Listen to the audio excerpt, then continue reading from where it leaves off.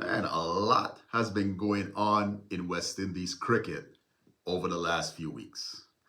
Lots of negative stuff, lots of stuff that are distractions and not what Cricket West Indies need in the moment. But with that being said, some important announcements and partnerships and appointments have been made, some which I think are critical to the forward movement of Cricket West Indies on and off the field. Hello and welcome back to another episode of the Top of Off Cricket Podcast. I am your host, Kevin Henry, and as usual, we are talking everything West Indies cricket.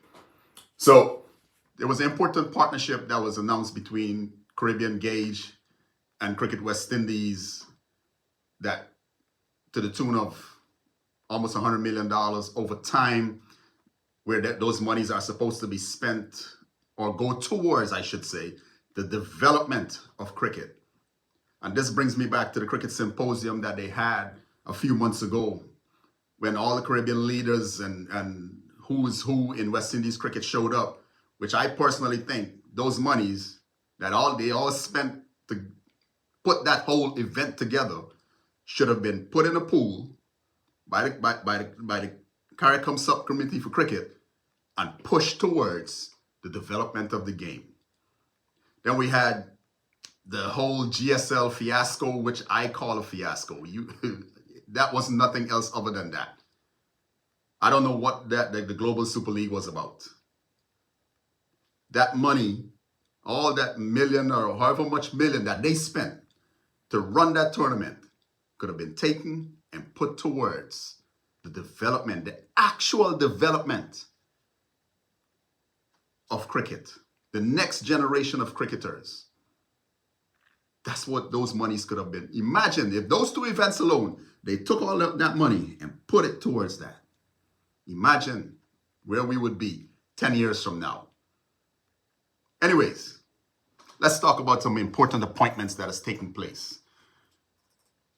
The CEO's role has been filled. Johnny Grave has left. Chris Dehring will take over. And I thought that was quite an astute appointment. One of the reasons being because Chris Dehring knows West Indies cricket intimately. The fact of the matter that he has been there before, seen what it looks like, understands how Cricket West Indies operates and what it needs to go forward. I thought it was an astute appointment. I don't care who could have came from where. The fact is, Chris Dehring has a track record of success and he bleeds maroon. That right there did it for me. The track record of success and he bleeds maroon.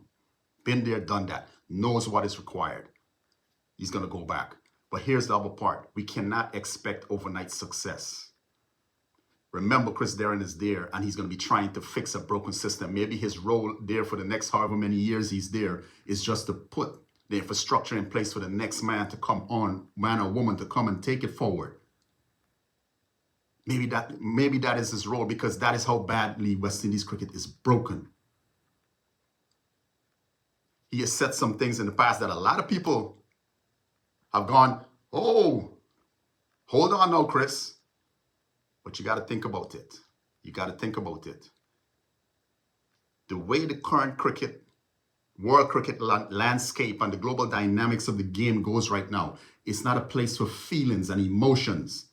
It's a place of facts and logic as to where West Indies cricket stands right now in the global cricketing landscape and where the global dynamics of the game.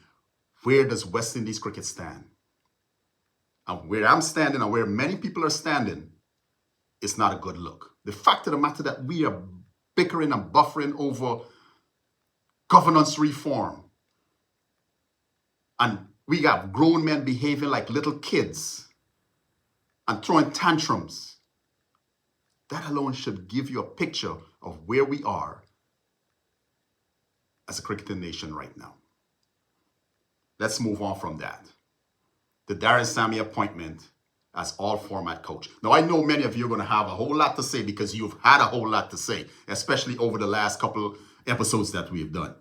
And I know you're going to come here with Sammy is not the best coach right now for the West Indies team. Some of you want somebody from Australia, or I've even seen some comments saying, oh, bring the white man. Bring a white man from someplace else. Nonsense. Nonsense. Oh, Sammy's not qualified enough. So how does he get qualified enough? Show me a coach right now in the West Indies who is better prepared to take the West Indies forward. Show me a West Indian coach, because you've gotten rid of Phil Simmons, right?